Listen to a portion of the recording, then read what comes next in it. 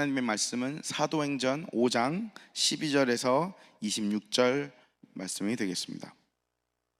사도행전 5장 12절에서 26절 말씀입니다. 함께 교독하시고 마지막 절은 다 같이 읽도록 하겠습니다. 사도들의 손으로 민간의 표적과 기사가 많이 되매 믿는 사람이 다 마음을 같이하여 솔로몬 행각에 모이고 나머지는 감히 들고와 상종하는 사람이 없으나 백성이 징송하더라. 믿고 주께로 나오는 자가 더 많으니 남녀의 큰 무리더라.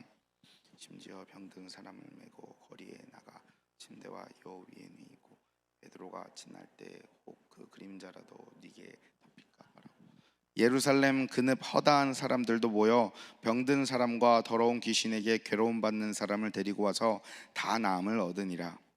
대제사장과 그와 함께 있는 사람 즉 사두개인의 당파가 다 마음에 시기가 가득하여 일어나 사도들을 잡아다가 옥에 가두었더니 사자가 밤에 옥문을 열고 끌어내어 가로되 가서 성전에 서서 이 생명의 말씀을 다 백성에게 말하라 하매 저희가 듣고 새벽에 성전에 들어가서 가르치더니 대제사장과 그와 함께 있는 사람들이 와서 공회와 이스라엘 족속의 원로들을 다 모으고 사람을 옥에 보내어 사도들을 잡아오라 하니 관속들이 가서 옥에서 사도들을 보지 못하고 돌아와 말하여 가로되 우리가 보니 옥은 든든하게 잠긴 사람들이 문에 섰을 때 문을 열고 본즉 안에는 한 사람도 없더이다. 성전 맡은 자와 제사장들이 이 말을 듣고 의혹하여 이 일을 어찌 될까 하더니 사람이 와서 고하되 보소서 옥에 가두었던 사람들이 성전에 서서 무슨 가르치더이다. 다 같이 읽겠습니다. 성전 맡은 자가 권속들과 같이 가서 저희를 잡아왔으나 강제로 못함은 백성들이 돌로 칠까 두려워함이로라. 아멘. 사도들의 사역으로 인해서 많은 사람들이 예수님을 믿게 되고 또 아픈 사람들과 귀신 들린 사람들이 나음을 얻게 됩니다. 참 이런 사역을 저희가 만약 하는 가운데 이런 일들이 이런 상황들이 많이 우리에게 생긴다면 얼마나 기쁘고 감격이 넘칠까요? 정말 우리 교회도 막 그런 일들이 일어나면 너무 우리가 모두 꿈꾸는 그런 멋진 사역이 아닐까 생각해 봅니다. 전혀 해가 되지 않고 그리고 아무 누구에게나 어떤 게 뭐가 누가 되는 그런 사역을 하고 있지 않는데도 불구하고 사도들을 오늘 말씀에서 보면 종교인들에게 의해 잡혀가서 감옥에 갇히게 됩니다. 진짜 말도 안 되는 일입니다. 사도들이 당한 일들은 그냥 말도 안 되는 일뿐만이 아니라 너무 억울한 일이기도 합니다.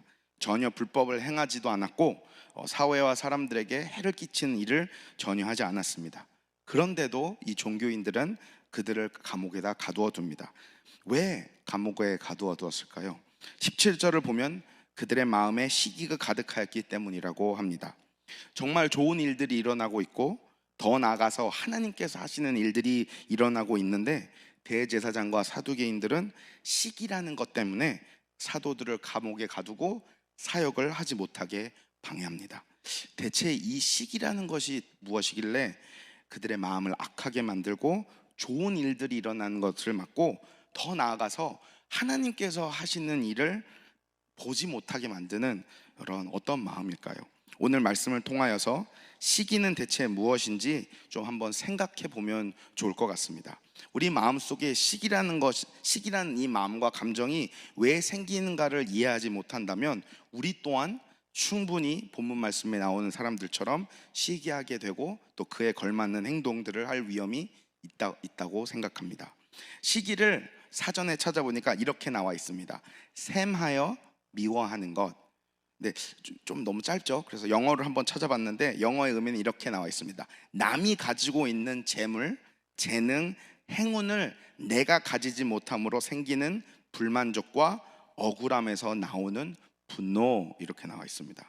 남은 가지고 있는데 내가 가지지 않는 것, 내가 가지지 못한 것에 있어서 그냥 가지고 싶다는 그냥 어떤 그런 마음이 아니라 더 나아가서 내 상황에 대해서 만족하지 못하는 마음, 그런 마음이 바로 시기라는 것입니다.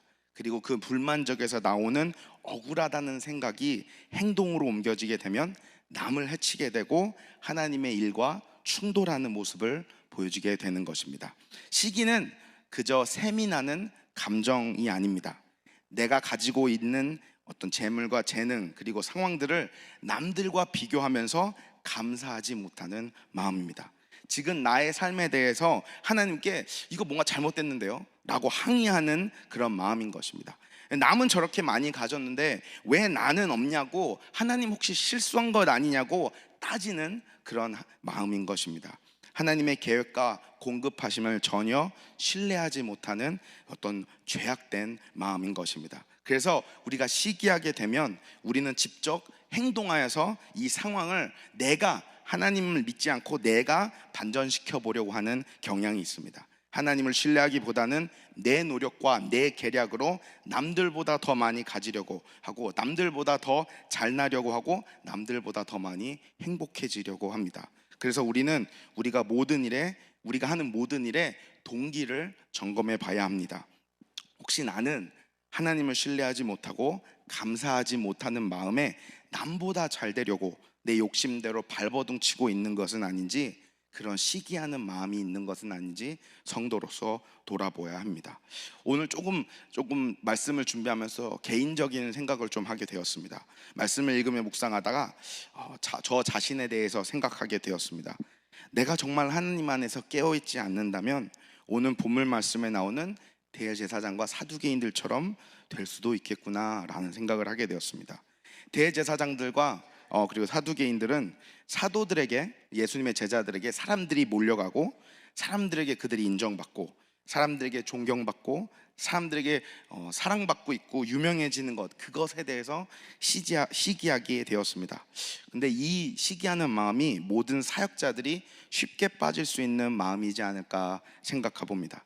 사역을 하는 가운데 다른 목회자와 그들이 하는 사역을 보면서 왜 나는 그렇게 되지 않는 걸까? 왜 우리 교회는 사람들이 더 많이 모이지 않는 걸까? 라고 좌절할 수 있게 될 수 있을 거라고 생각합니다. 다른 교회가 더 잘 되고 사람들이 많이 모이며 부흥하는 것을 보면은 하나님의 나라가 확장이 되고 있구나, 예수님의 복음이 전파되고 있구나, 이렇게 생각하면서 감사하고 기뻐해야 하는데, 슬프게도 우리는 기뻐하지 못하고 기뻐하고 감사하기보다는 오히려 불평하면서 시기하게 될 때가 더 많게 되는 건 아닌가 생각해 봅니다. 성경을 잘못 가르치고 복음을 전하지 않는 이단이 아니라면 다른 교회라도, 다른 목회자라도 잘 되는 것이 하나님의 나라에 있어서 우리에게 기쁨이 되어야 하는데, 우리 사람은 좀 연약하고 저 또한 그런 것 같습니다. 사람이 많이 모여도 우리 교회가 잘 많이 모여야 되고, 사역이 잘 돼도 내 사역이 잘 돼야 한다는 그런 마음. 그래서 우리는 남의 교회와 남의 사역이 잘 될 때 신실하게 나에게 맡겨진, 하나님의 맡겨진 그 일에 충성하기보다는 계속 인간의 방법을 찾아서 다른 교회보다, 다른 목사보다 저 더 잘 되려고 발버둥 치는 것은 아닌지 저를 돌아보게 되었습니다. 저는 기도합니다.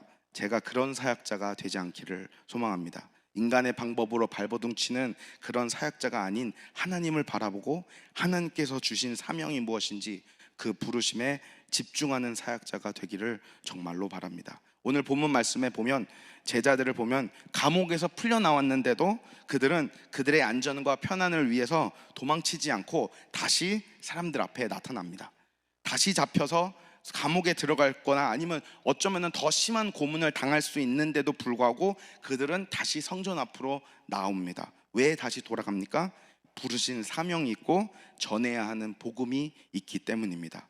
그들은 얼마나 많은 사람들이 모이고 얼마나 많이 인정받고 얼마나 많이 존경받는 것에 집중한 것이 아니라 감옥에서 풀려나면서 천사에게 들은 하나님의 사명에 집중하였습니다. 예수님과 같은 모습입니다. 예수님은 얼마나 많은 사람들이 모였는지, 얼마나 많은 유명세를 가졌는지 중요하게 생각하지 않으셨습니다. 하나님의 복음을 들어야 하고 하나님의 나라에 대해서 들어야 하는 사람들을 찾아다니셨고, 그리고 그것을 위해 십자가에 못 박히실 정도로 자기의 것을 다 드리신 분이신 겁니다. 사단은 너무나도 자주 우리의 모습과 우리의 상황을 다른 사람들과 비교하게 만듭니다.